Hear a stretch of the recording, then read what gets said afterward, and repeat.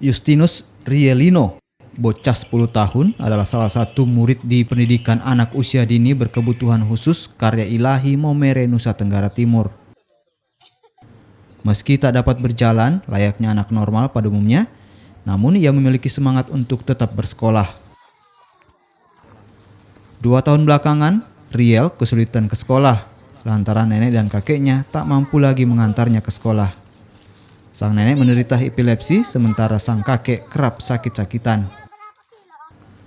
Kondisi ini membuat pihak sekolah kadang datang menjemput Riel untuk ke sekolah.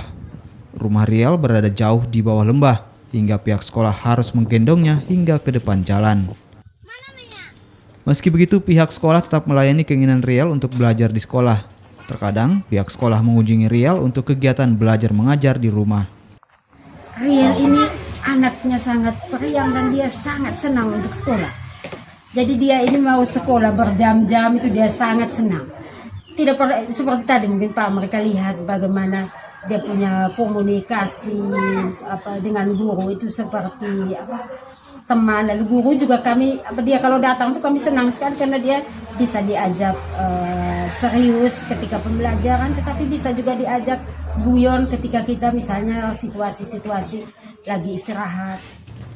Di sisi lain, pihak sekolah berharap ada dukungan dari pemerintah daerah bagi kelangsungan lembaga pendidikan khusus ini.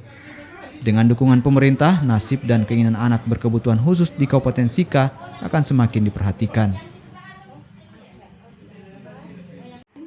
Citos Natun, Kompas TV, Sika, Nusa Tenggara Timur.